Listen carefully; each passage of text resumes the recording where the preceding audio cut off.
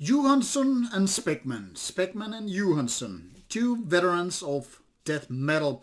And especially Mr. Speckmann, coming from bands such as Master, has been doing its old school death metal all the way from 80s.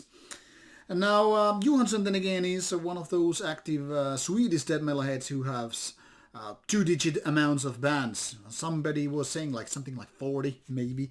So there's a lots of going on. Now since a few years ago these dudes, these old veteran dudes, started to do their band together, and with the help of some other guys, Johansson and Speckmann has been somewhat active throughout these years. Now we have this album called The Germs of Circumstance, and it's out already, been a couple of months at least, and here you can take a look at these bearded gentlemen.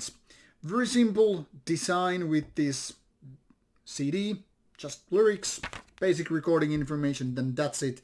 4-page booklet and no bullshit beyond that. And as you can see, also this inlay, very simple, right to the point.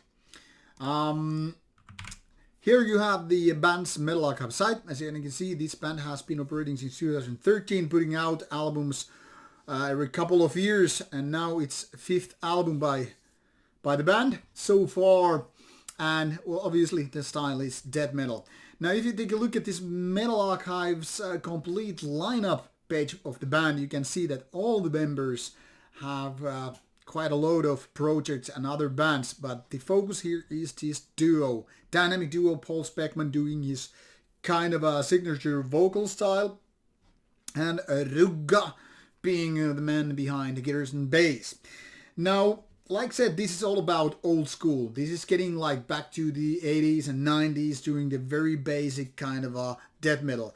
You won't find gimmicks here. You won't find anything spectacular, anything out of ordinary, anything mind-blowing.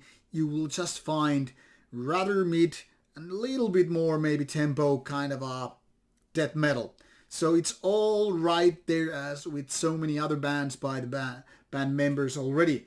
Now one could only wonder why to have this band, and to that I don't have an answer, at least with this video.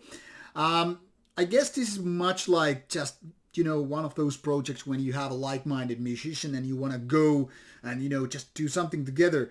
But to be honest, while this is very listenable and all that stuff, it's also quite forgettable. Now the main thing here is, in my opinion, is that this band has a certain kind of take on death metal. Call it groove or call it just, you know, plain boneheaded riffing. It's all there, and it will entertain you throughout these less than 30 minutes of track length, well, full length. I mean, it's very simple to get into, and you will find this production quite enjoyable. Also, Mr. Speckmann's vocals, you know, they are kind of a raw caveman style and all that stuff. But then the next question is, will you go back to this? And I'm a little bit on the verge of saying yes and no at the same time, because I kind of like what these guys are doing. I mean, it's just old school death metal, and it's giving the middle finger to all kinds of new trends and whatever. But the thing is, this kind of death metal has been done a million times before, and quite a big load of that is already better. So can I really say, why would you go for this kind of release? I mean, once again, it's easy to just have a few beers with it and, you know, get your pump going. But beyond that, is it really memorable? Is it more like forgettable? Obviously, you want to decide for yourself. I think it's a decent release, but hardly in the list of best of 2020. Definitely worth taking a look, but also you won't miss much if you don't. With that information being said, decide for yourself and let me know what you think in case you just happen to be listening to it. Take care. See you soon. Take care. Take care. How many times?